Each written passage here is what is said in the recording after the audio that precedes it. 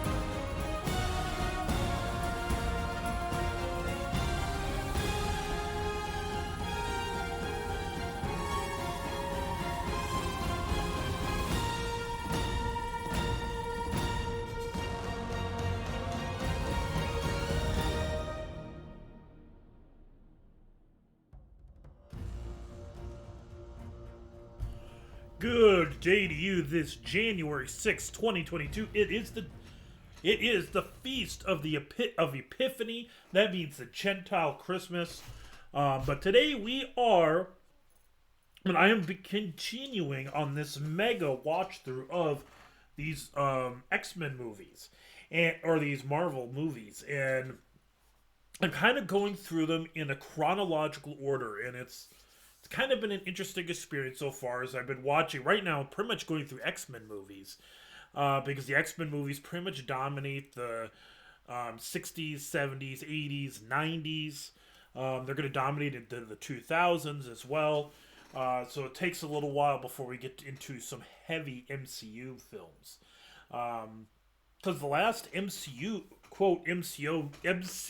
movie that I watched was Captain America First Avenger. So, but anyways, with that in mind, we're gonna begin with the first movie. So the first four movies that I reviewed, first four things that I reviewed was Captain America: First Avenger, Agent Carter seasons 1 and 2, and then I reviewed X-Men First Class. And so here we are in X-Men's Origin Wolverine, quite arguably the worst of the X-Men movies. And okay, so the movie is one of those movies you feel like it should work. I mean, on paper, you've got Wolverine, you've got Sabretooth, you've got Deadpool, you've got um, you have Gambit. Those four guys are playing in this movie, and yet are characters in this movie, and yet it totally bombs. And for many reasons. Now, for the beginning of the movie, it's one of the saddest things that probably the best scene in the entire movie is the opening credits. Because the opening credits, I will admit, it was kind of cool. They go through this whole montage showing Wolverine in all these different wars and all these different combats, kind of serving to remind you that he's lived a really long time. They have this whole story that him and Sabretooth are brothers, which first off, they are not in the comics. I don't know why they went that route. It was actually a pretty big. I think in the comics, there's a whole big deal that Sabretooth had lied and tried to convince that Wolverine that he was his brother, but it was basically a con to confuse him. But anyways, they play into this, and he's constantly called Jimmy, which is because the real name for Wolverine in the comics is James, I think Howlett, I think it is. And so Jimmy would just be a variation of James. But the movie is the problem with this movie is the animation's bad. They don't seem to understand any of their characters, any of them, and it's you don't you don't really care. It's hard to really care for anybody. I mean, there's this whole plot point where he's with this girl who I don't even know what the name of the character was. The girl that he was so in love with, this teacher, yada yada yada. I don't know what her name is. And that tells you a lot of the problem with the movie. Who is this person that, very early on she's killed and it's the thing that's driving him. But you as the audience can't feel anything because you don't even know the name of her. So why should you care? And then you had, Ryan Reynolds obviously is perfect for Daredevil. Not Daredevil, Deadpool, and they have him in it. And of course, they seal his mouth shut. You have, is it Liev Schreiber, who, in my opinion, is, a very good actor. I think he's a good actor. He's entertaining and everything, but he plays Sabretooth, and I don't know. I'm kind of mixed on that. I don't know if I ever look at him and think, "Heh, that guy's Sabretooth." He doesn't look like him. He doesn't feel like Sabretooth. All right. I mean, I do like that they're trying to play into the drama of Sabretooth. Because, I mean, if you watch the 2000 X-Men, which is going to be the next movie, one of the next movies I watch, Sabretooth is just this mindless, dumb animal, which is to some degree consistent with the comics, but he talked. I mean, him and Wolverine had actual issues with each other. I mean, Sabretooth was a very awful person, and that's the thing is, what's the motivation for him doing any of the things that he does in this movie? Is it just because of what his father did to him?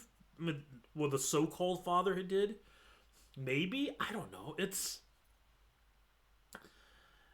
like I said, all of it is just there's not a lot to really say good about the movie.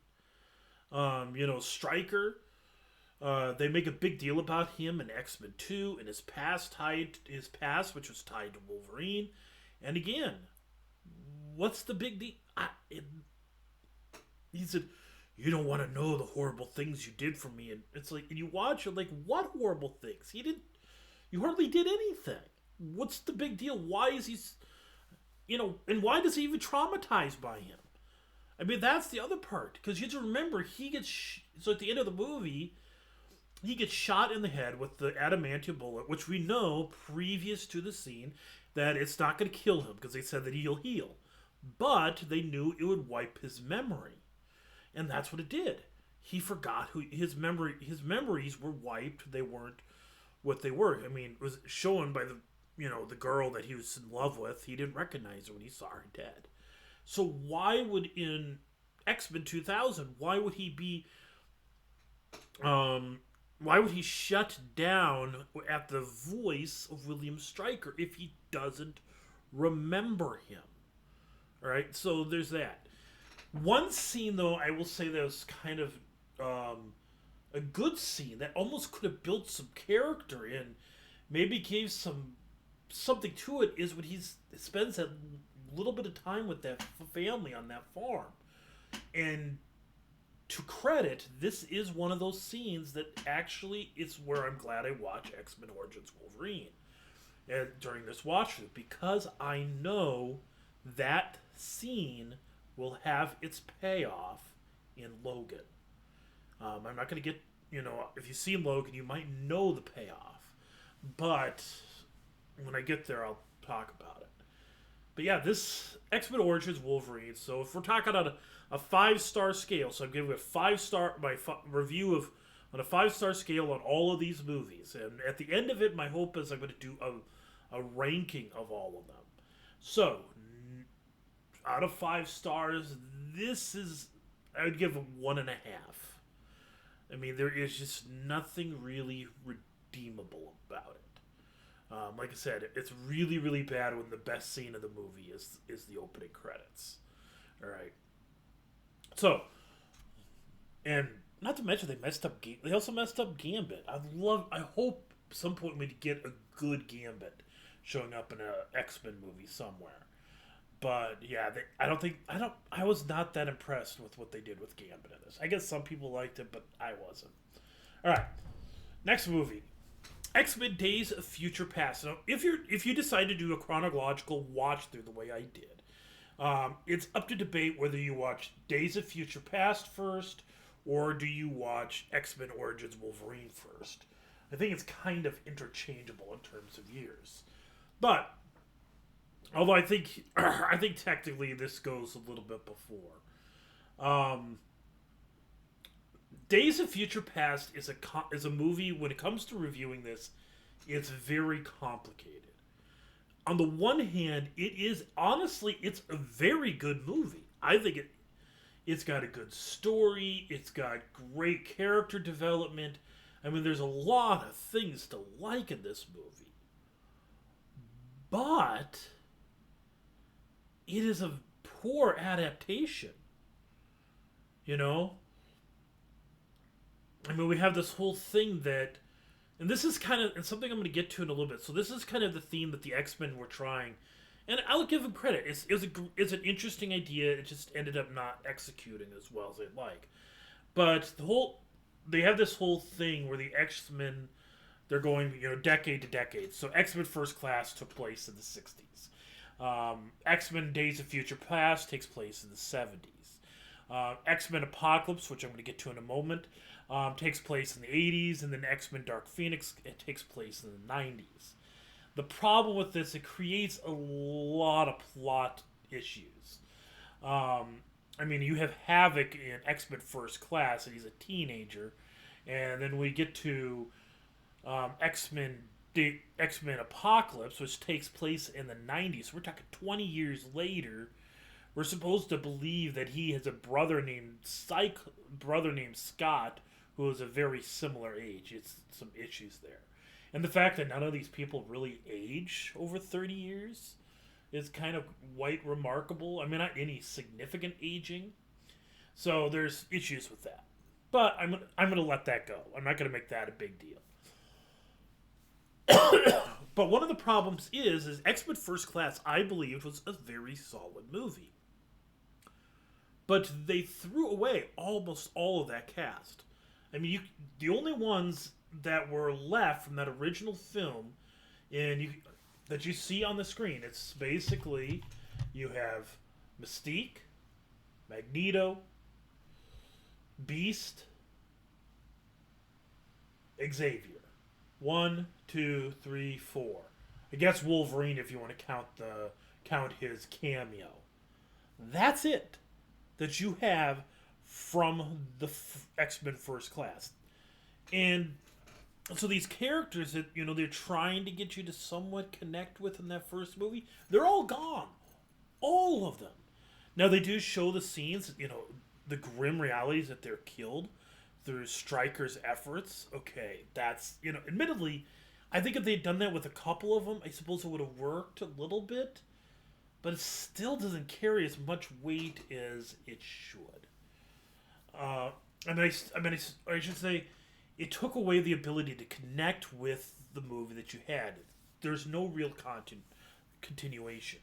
And Mystique doesn't, she's not working with Magneto.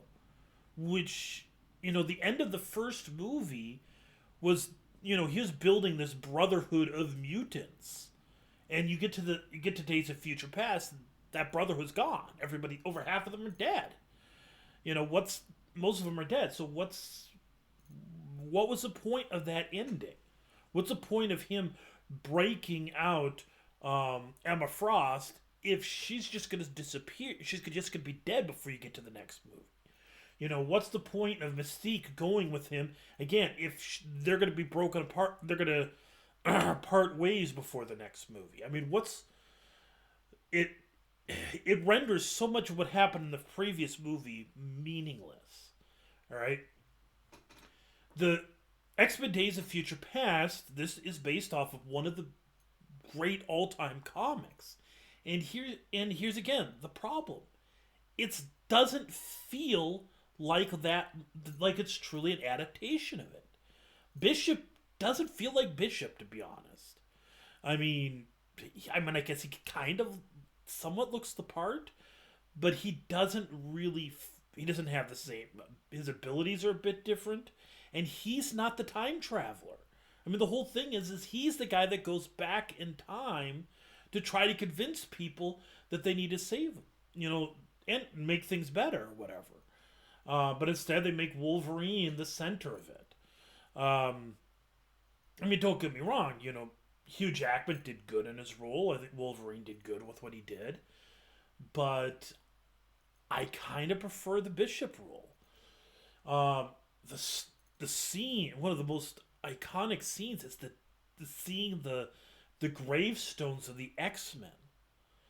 That was, that's such an iconic drawing in comics, and an iconic scene from the old animated series. And I'm going to reference the animated series a bit in these reviews here, because that is one of my strong references in terms of the X-Men.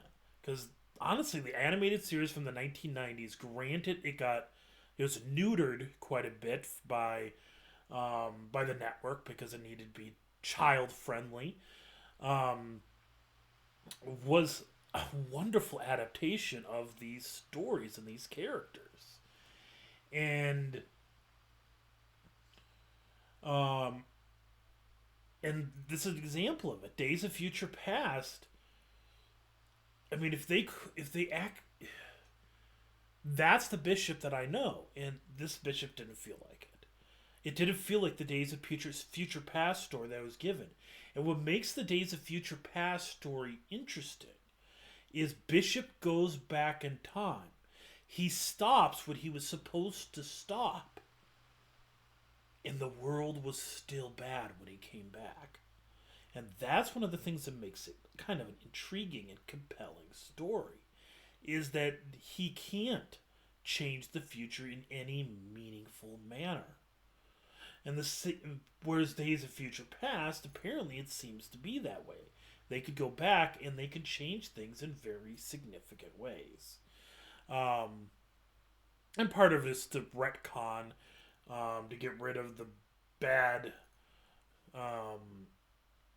bad taste of certain later X-Men films. But again, but like I said, so these are a lot of the issues I have with it. But as much as I have all these issues, this doesn't change the fact that when I sat and watched it the other day, a few days ago, I was hooked on it. I was watching it. When I said I was hooked on it, I mean I was focused. I was watching every bit of that, and I was enjoying it. I mean, it was a good movie. The whole scene of Magneto moving that stadium was kind of cool. There's, the whole, discovery of mutants for the world. Again, it's kind of a nice setup. It's, I kind of like the scene with between Michael Fassbender, so Magneto, and Xavier. He's like, "Where were you when such and bad these people died?" He starts hollering their name at him because he had hid himself away in a cave, in his mansion, and I love that scene, and it's that Xavier shut down and stopped helping. Although I don't know if I love that, but I like that they played into it. And so yeah, it is a Days of Future Past, on a scale, on a 5-star scale, I would give it 3.5. Mainly because it is a good movie. It's an entertaining movie. And I do like what they do with some of the characters, but because it's feeling farther and farther from its source material, I was not as much of a fan of it. And another kind of challenge that I have with this is, and another thing even to address is these guys, the Sentinels. They didn't feel like Sentinels. I would love to see in the MCU true to form Sentinels. Because the true to form Sentinels, if done well, could be creepy and terrifying. All right, and extremely well done. I wish they would do that. And even and this is kind of an ongoing problem. That's an increasing problem. This is going to come up in these. I'm going to deal with this in the future, the upcoming movies. Is the problem of Mystique? She is feeling less and less like Mystique, and that's a problem. So, X-Men: Days of Future Past, I give it 4.5, or sorry, 4.5, not 4.5, 3.5 out of 5 stars. So it is the best one that I've watched so far out of all these movies. That includes Captain America: First Avenger, because as a movie as a whole, it is a more entertaining movie than First Avenger, but probably not as good as an adaptation. And I think this is slightly better than X-Men First Class. Not much, but I do think it's a little bit better. With that in mind, let's move on to the next one. X-Men Apocalypse. Now, something you'll notice on my screen right off the bat is you see right above me, you see the animated version of Apocalypse from X-Men the Animated Series. And you see in the background of the poster of the movie, Apocalypse from the movie X-Men Apocalypse. And I'm going to tell you that Apocalypse stinks. The one in the cartoon, I would have loved to have seen in films. Because he is towering. He is intimidating. He is somebody that feels a true deformed threat. The guy in the movie, not so much. Yeah, they completely and utterly bombed that character. And it's not just the costume. I mean, I'll admit, you look at on the right, that I'm going to admit, that's going to be tough to adapt to a live action film. All right? I'm going to give them that. But even with that in mind, and so the costume I'm not going to complain too much about, but he's not big, he's not towering, he's not intimidating. There's one scene where, so Magneto, they try to give this tragic backstory where he has a wife, he has a daughter, and they die. And honestly, it doesn't have the weight. There is a backstory of Magneto and a family that I think would be extremely compelling. And that is the one that eventually is the one that's tied to Quicksilver and Scarlet Witch. So, that story would be a really, really good one to explore if you give it the time. You have to give it the time to feel it, to get the audience invested in it. This one did not give enough time to invest. I kind of appreciate they show him trying to live a normal life, trying to be better. I kind of do, I guess. But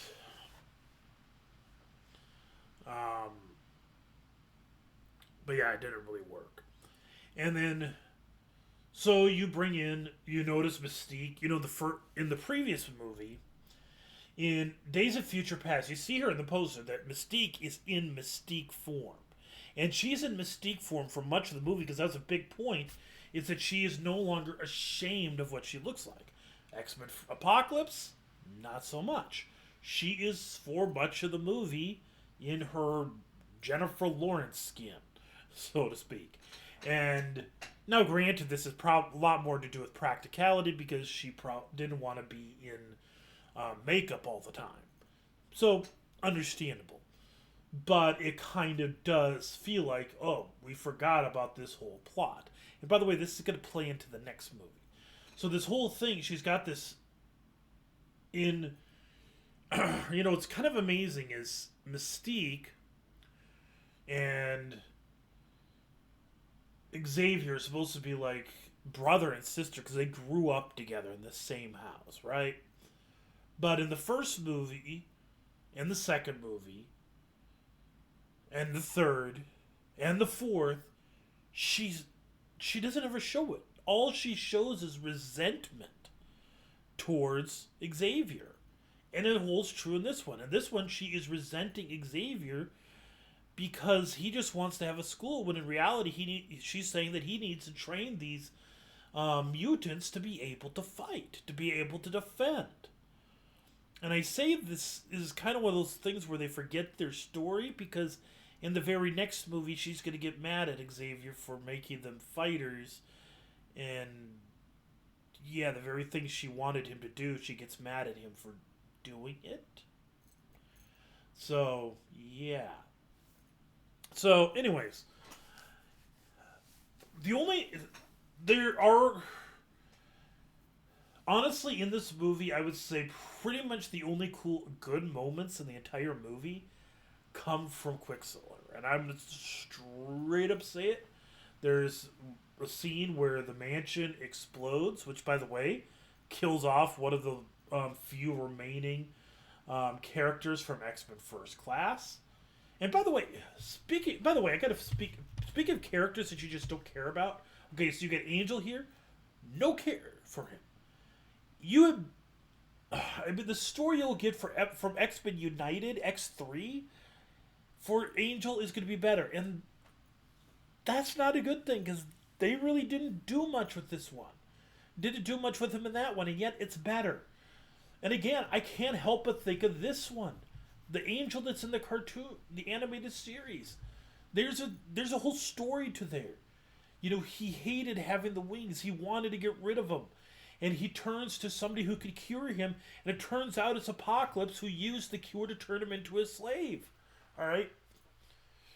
Nope. Nothing here. He just like, hey, what's up, dude with the wings? Here, better. Yay. That's it. You know, he didn't do anything. There's no story to it. Nightcrawler.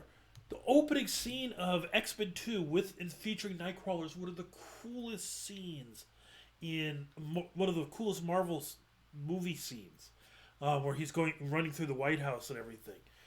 And he's got a character, he's got a thing to him, that an identifying feature to him that makes him interesting. In this movie, nope, got none of that. And don't worry, it's not going to appear in Dark Phoenix. There's no reason to care about him. They totally botched this one. And how do they all know him? Yeah, anyway, so. But anyways, the only redeemable moment in this movie, I would say, is the scene when the magic explodes, Quicksilver, in conjunction with the song "Sweet Dreams," "Sweet Dreams are made." Anyways, that.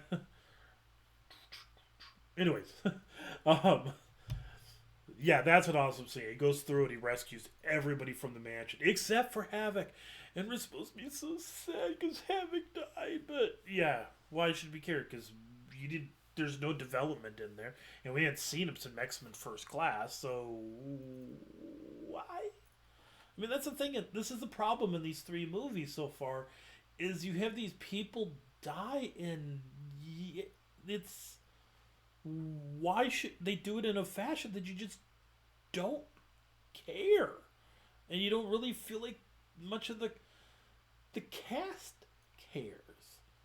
So, all right, so X-Men Apocalypse, we're gonna go. I am looking at a 2-star, all right, and it's so depressing because I think Apocalypse as a villain, is done right, could do some really good philosophical exploration of ideas. All right, I mean, there are some good ideas that could come from an apocalypse-oriented story, but yeah, they're not in this movie. This movie was just bad. And by the way, and then you have the whole Jean Grey. You know, you had this kind of the revelation, the starting of the Phoenix type thing, and yeah, that doesn't go really well either. And the problem with, you know, Sophie Turner's Jean Grey is why care? Why should we care about them? And this is going to come into play in this next one. X-Men Dark Phoenix. Again, you see above me. The animated series version. Problem is that the animated series did phenomenal with the X-Men Phoenix and the Dark Phoenix story saga. All right, they both did phenomenal, and they are by far the best adaptations of this story.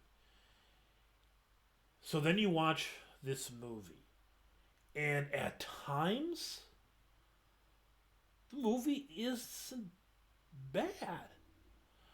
At times there's some cool moments. There's kind of some cool teamwork moments, but never at one point do I really care about anybody in the movie. And I mean that. Anybody. I mean, Mystique, who has been in 4 movies at this point, she dies early on, and frankly, I didn't care. And what's more is this movie almost so heavily uses the Captain Marvel plot, which, by the way, I'm going to get to in a little bit. But, I mean, it's almost identical to the plot of Captain Marvel. So so the whole thing is, there are these feminist undertones, very much. I mean, there's the one scene where Mystique comes out and goes, by the way, Charles, I've noticed that all the women are saving everybody, so maybe it should be X-Women instead of X-Men. And I'm like, that's just so stupid. Anyways, so she went into her little feminist tirade, right? So you got the feminist undertones just like you do with Captain Marvel. Then you find out there's this girl who is extremely powerful. Her power is being restrained by somebody who is visiting her in her mind. Exact same plot. And eventually the power emerges. And she finds herself in conflict with aliens who are shapeshifters, who have lost their home planet. It's the exact same stinking plot. And there's this whole thing about, okay, let loose, you gotta feel, it's okay to feel your emotions. Because the whole thing in Captain Marvel was that you gotta restrain your emotions, don't feel, etc., etc. It's like, it's the exact same plot.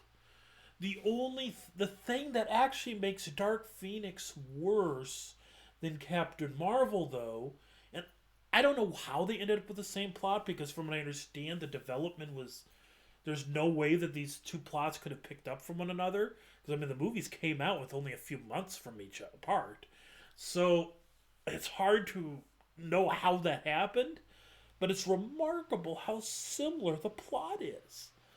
But the reason why Captain Marvel, and this is saying something because I'm not a Captain Marvel fan, but the reason why I can say that is better is that it is not based off of one of the most iconic storylines ever, and they're not botching it.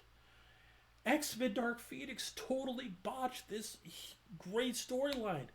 And, I was watching Nostalgia Critic's review of this, and totally agree with it. The thing is that,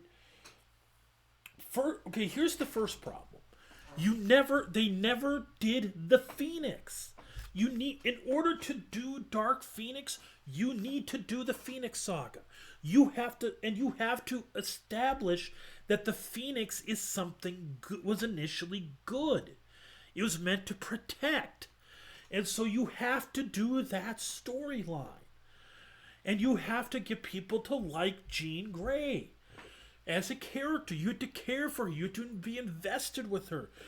You have to see her kindness, her compassion, her warmth. Something that you see in the animated series so many times, and the thing that comes out of the comics so much. You don't get that at all in this movie. There is no development of character of any type for her. And so So that's why you need the Phoenix, and you need all that stuff to get to the Phoenix part, and then the Dark Phoenix. And this is to understand the whole thing of the Dark Phoenix. It doesn't happen because Xavier's this bully, man holding down the woman, which that's the plot here. Man is keeping woman from being what she could be.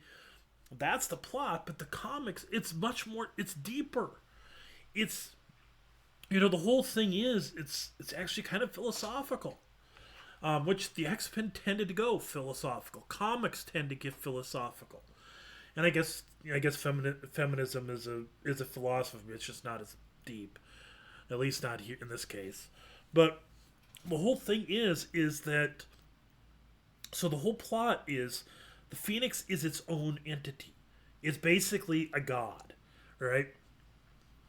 And for whatever reason, it doesn't leave Jean, right? And so she feels the full spread of human emotion.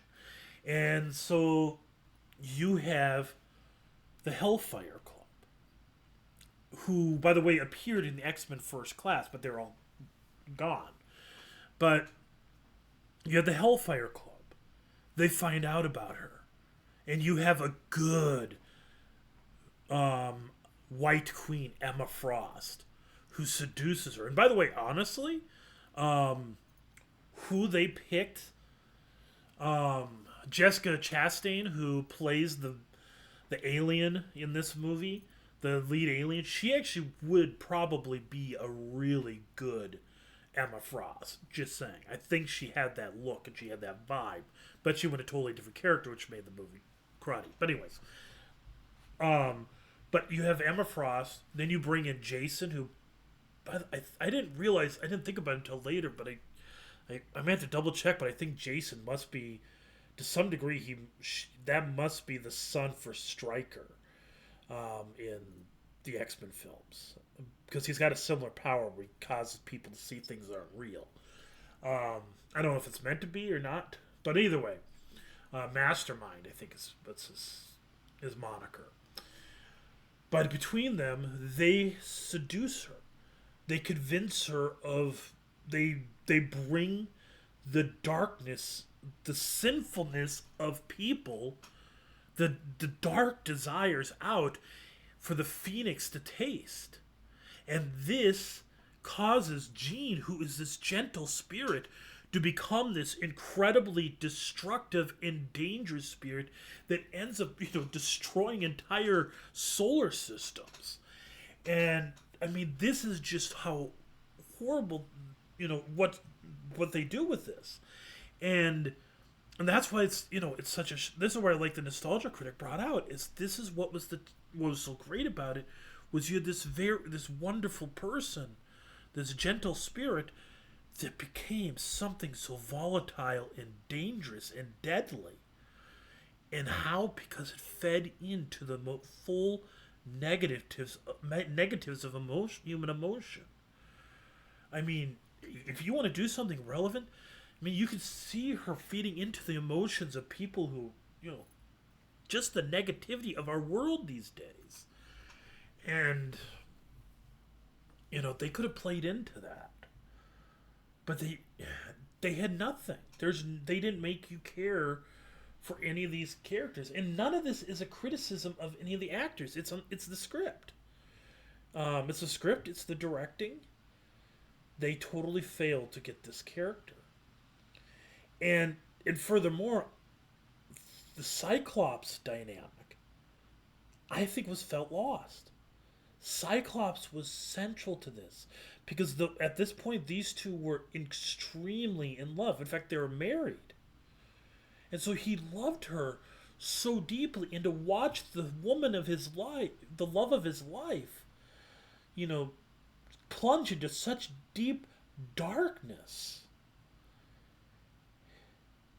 it creates drama. People are trying to destroy her, but he loves her. He can't destroy her. He wants her to live. But you have this entity inside of her. Do you kill Jean? And this is actually a great philosophical question. Jean is good. I mean, when you have the split personality type thing here, because apparently she's able to control the Phoenix. That's what we get at the end of the movie. When you have a split personality type thing, then it's the dilemma is not the same. If you're talking about a situation where you have, on one hand, you have Jean, who legitimately is this good person, and then you have these people they all love so dearly. For Xavier, she's like a daughter to him because she was amongst his first X-Men. Both Scott and Wolverine love her. So you have Jean. But the Phoenix could literally destroy everything. If you kill Jean, you could free the Phoenix and separate, end the problem. And that,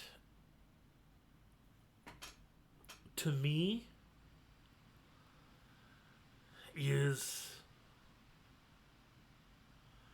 that's a compelling story, and that's where the animated series did so well. And now the movies have arguably three or four times, in three or four different movies at least, botched this incredibly great storyline. And see, this is kind of a problem with movies sometimes. They did the same. Sony made the same problem with Venom. And I'm gonna probably get to this, but they introduced the black costume, the symbiote costume, and Venom in one movie. They introduced the Phoenix and the Dark Phoenix in one movie. You can't do that. What makes these stories so complex, these characters complex, is you need two. You need two parts. You need one part to see them doing the good things. And you need another full part dedicated to the descent into madness, the descent into darkness. This is called creating compelling characters. This film didn't do any of that. And that's why it's ultimately, on a 5-star scale, I give it probably 2.5, I'd say. Probably pretty similar to what I gave X-Men Apocalypse. Which this leads me to an MCU film. Now, understand this one I actually did not watch recently. I actually watched this a few months ago. Because I was originally going to start doing a watch through where I do Captain America, First Avenger. Then I was going to do just the regular movies. But after watching Spider-Man No Way Home, I decided, okay, I'm going to go through the full rewatch.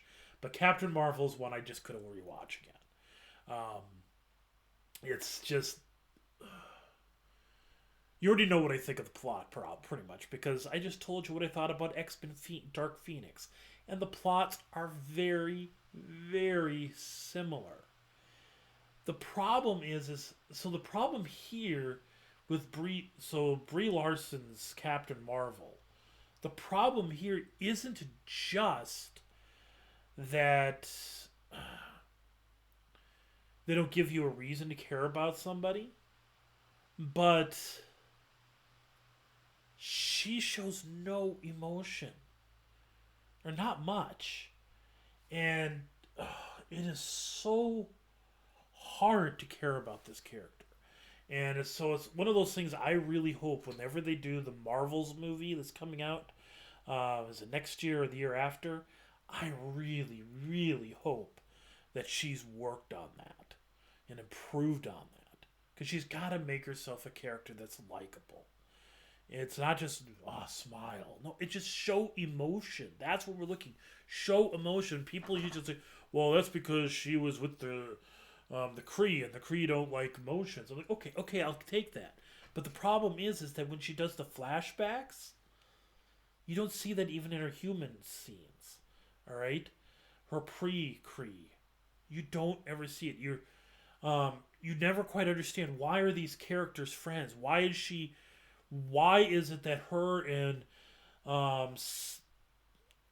Nick Fury are supposed to be close. I just didn't get it. I never felt it. And I mean, Nick Fury's a good actor, and so is Brie Larson. Both of them are good actors. Good actors, and they show these scenes like they have this scene where they're doing dishes and they're messing around with each other. Oh, they're buddy buddy. I'm like, why? What happened in the course of this movie that would